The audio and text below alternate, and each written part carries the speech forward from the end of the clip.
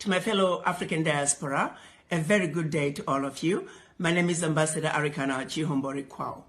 Over the past couple of days, I've received many messages, emails, phone calls, and video clippings of the abuse that is being meted to our fellow African diaspora living in China. I've watched in horror Africans roaming the streets of China with their possessions after being evicted out of their homes simply because they're Africans. I've watched in horror Africans roaming the streets with their suitcases and at times with nothing at all, roaming the streets after being thrown out of their hotel rooms simply because they're Africans. I have watched in horror women carrying babies roaming the streets of China with nowhere to go after being thrown out of their homes simply because they are Africans. I've heard many stories of Africans who are married to Chinese being separated from their husbands or wives simply because they were Africans. I've heard stories about Africans being forced to take COVID-19 tests simply because they are Africans. In many cases, these individuals did not meet criteria for testing, or they had been quarantined for the specified time period as mandated by the anti-pandemic laws of China.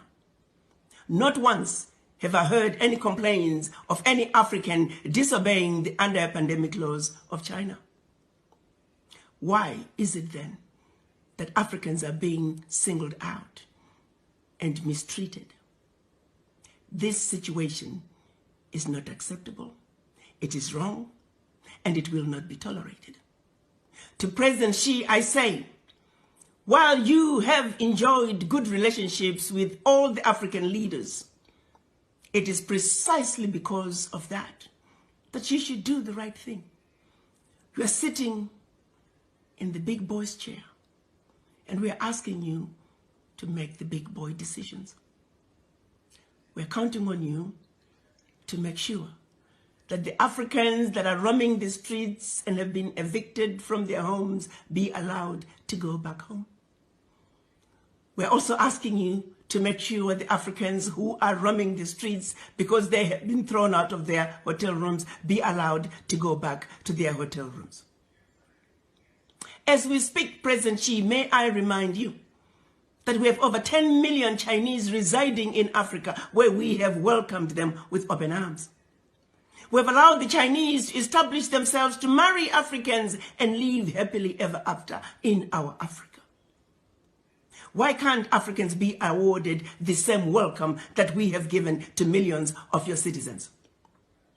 What is being done to Africans in China is deplorable, and the world cannot stand by and allow it to continue. While we understand that the majority of the Chinese are good people, they're good citizens in China as well as in Africa. However, sadly, among them, there are a few bad apples. A few bad apples that have chosen to give China a bad name. A few bad apples that are making China look bad in the eyes of the Africans. This is a situation that cannot be allowed to continue. President Xi, you are a good man. And we would like the relationship between China and the African governments to continue unabated. But the behavior that's coming from a few of your citizens will not be tolerated. And we're counting on you to do what is right, to do what is just, and to do what is fair. The Africans are no longer going to tolerate this abuse. From the Chinese or anybody else for that matter. The African youth are enraged. We're asking, when is enough going to be enough? President Xi, the power is in your hands. We value, as Africans, our relationship with China. Please do not allow a few bad apples within your citizens to ruin what is otherwise a wonderful relationship between China and the African countries.